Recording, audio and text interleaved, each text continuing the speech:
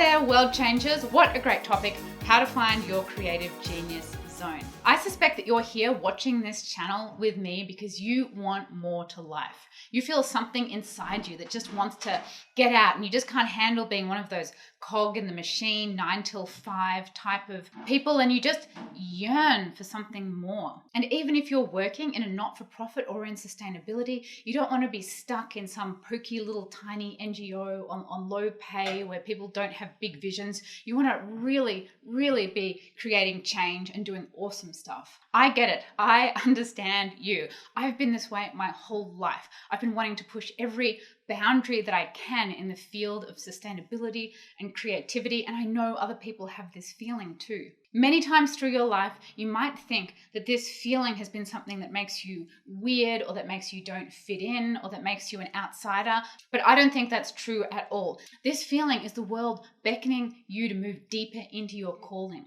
deeper into your creativity. And what the feeling is doing is telling you that you're not operating from your genius zone and that you really should be. And if you don't start operating from your special creative genius zone, this voice will get louder and louder and louder until perhaps you just fall apart or you sink into a depression or something in your life really has to change. And I personally really think that the meaning to life is getting deeply in touch with this zone in yourself and unleashing your creativity. That's how you'll become truly happy, and that's how the world moves forward.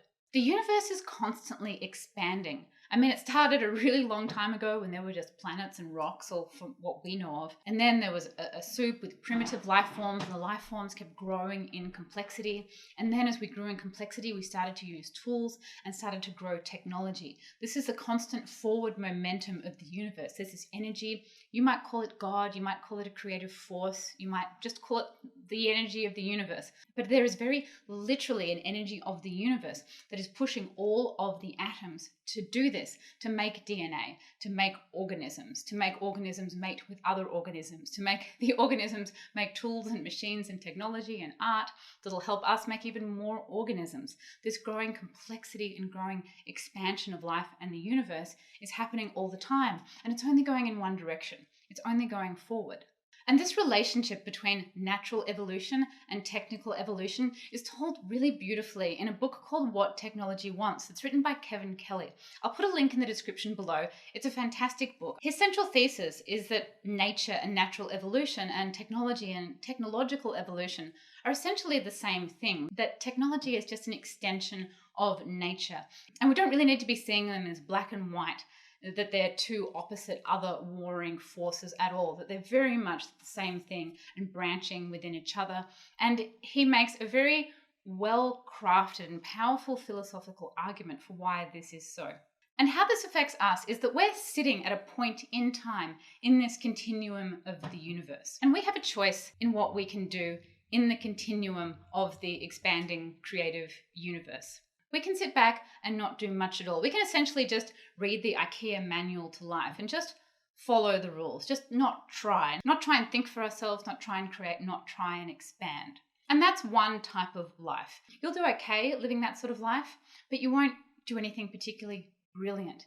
And then there's another type of way, which is where we go full tilt into the creative and technical expansion of the universe. I think the universe wants us to do that. I think that's where we really find our calling, and that's where we make scientific discoveries, technical discoveries, great artworks. It's where we find our meaning, the highest form of our human connection, all of our creativity, and essentially our meaning in life. And this might sound like some really big, weird philosophy, but it does affect us every single hour of the day in every decision we make. It's in the decisions of whether we try and actually learn a computer programming language ourselves and have an idea for an application and think, I'm going to build this, or whether we buy an Arduino and some electronic parts and try and hack something together. Whether we go to bookstores and try and learn everything we can, whether we take the job and the risks and the career paths that are really going to expand us, or whether we're just taking the ordinary safe spot, whether we're not thinking for ourselves, whether we're trying to just let other people tell us what to do all the time. This deeper philosophy of holding back or leaning into the expanding universe is very much in the way that we live our daily lives. And this really came to me when I was listening to the audiobook called The Big Leap, written by Gay Hendricks. I mentioned it in another video. I was feeling really exhausted at the time, like I'd really hit a wall, and this book really helped inspire my creativity. Gay Hendricks talks about the genius zone, and the way to get really into your genius zone is to do more of what you love. That's part of it, but to expand your creativity, to be more creative. And I listened to this and I was like, yes, that's it. But the way I absorbed this philosophy with my own life experience and what I'm doing now was thinking back to my last 5 years I've spent living in hacker houses and with the startup community in Silicon Valley. And in this community, everyone is moving hardcore deep into technology. They are trying to push forward, even more forward than you would even be able to imagine what people do. I mean, one of the first people I met in Silicon Valley was like, oh, I'm building a miniature satellite that we're putting on a homemade rocket ship and we're putting it out into space and it will take photographs of the Earth. And I was like, whoa, really? I've never met anyone who makes satellites before. Anyway, that company has now been funded $200 million and they have an office down the road from where I am right now. And there's just example after example of people pushing forward like that. And I noticed when I came into this community that I'd often been leaning back. I'd often been taking the decision to not learn the computer programming language, to say, oh no, I don't know how to do that particular technical thing. I don't know how to do digital photography, or I'm not quite sure that technical thing is for me. Even deciding what undergraduate degree, I wanted to study physics and I thought, oh, I probably wouldn't be good enough at physics. So I chose environmental engineering, which was also really difficult. But these constant thoughts of holding us back from technical and creative expansion are always there. And when you get to Silicon Valley, where there is big money and big innovation happening, there is no space to be like that. The sort of people who hold back don't make it here. They come here, they stay for a few months, and they pack up and leave. And the people that are really flowering, like Planet Labs, when I met them when they were just putting out their first satellite, they're the people who go hardcore into the technology, into creativity, without any regard for failing or not feeling good enough or being afraid, that really flower, that change the world. They're the ones who are making the money and doing really well. And this is our special genius zone, going into the creativity, into the technology fearlessly. The way I see it is that we all have this virtuous upward spiral of creativity that we can jump on board. This philosophy is the opening chapter of my Save the World with Gamification video course, and it starts like this. The first step is that everyone has a genius zone. You have a special genius zone, I have a special genius zone, and to reach our highest happiness and fulfillment in life, we need to really get in to that genius zone. Then the next step is that I think that everyone's genius zone involves making the world a better place. I don't think everyone has like a bad genius zone that they really want to hurt people or make things worse. So there's kind of a higher calling to your genius zone as well. Then the third step is to get your genius zone out. It needs a free flowing pipeline of creativity. You can't be all wound up and stressed and broken up while you're trying to creatively expand. You need to really open up and let the creativity happen. And this is the fourth step. There's a catch to creativity. Sounds really nebulous, like people who just paint or write songs, but creativity is a technical craft. You need to learn tools and skills to become creative. If you want to become an incredible photographer, you have to do the hard yards and learn the craft of photography. If you want to be a great songwriter, you need to know how to be a songwriter. And if you want to really change the world, you need to learn the technical skills of how to do that. The more technical skills you have under your belt, the more practice you have, the more knowledge you have, the more you'll be able to create. I've always felt like I'm a tremendously creative person and I really love coming up with ideas, but my ideas don't come from a vacuum. I don't just pluck them out of the air. The reason why I'm able to have a lot of creativity and a lot of ideas is because I love to learn, I love to study. And the more that I learn, the more I study, the more I practice, the more creative I'm able to be. I wouldn't be able to be creative or come up with ideas if I had just lived in my whole life. It is very much entirely proportional to the amount of knowledge you have and the amount of technical training you have in creative technical skills.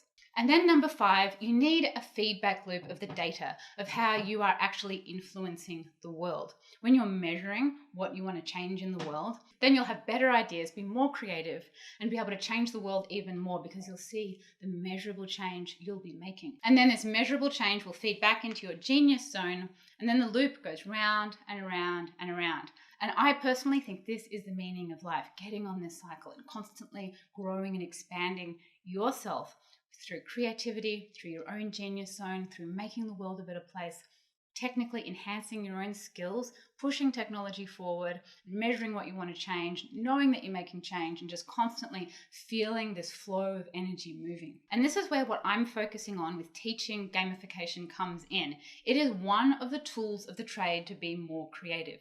You can learn all the techniques in measurement, all the techniques in gamification, and then add them into your creative virtual spiral so you have more tools to basically make better stuff and have a better life. I can see a kind of planetary enlightenment going on in the world right now. The old structured ways of doing things are starting to die off. Structured learning in high schools, excessively structured jobs, basically the kind of things where someone just tells you what to do. This is the type of old world that's starting to die off. And there's a new world starting to open up where people are needing to really find out who they are and bring their inner self out into their jobs, into their professions, into their creative life. You're starting to see it happen in education, in relationships, in government, in corporations, in people freelancing. We basically just can't afford to sit back and be a drone or a machine that just takes instructions. If you want to get on the front foot of the economy and actually make good money and get a good job, you really have to be a forward, independent, creative thinking person. When the universe is essentially beckoning us to step forward, to lean into creativity and technology. That's where all the opportunities are right now. So I want to help unleash your genius zone. I want to help awaken your dream for a better world and help teach you the tools so you can actually implement your desires to make the world better and actually see some real change happen. That's why I made the course, How to Save the World with Gamification.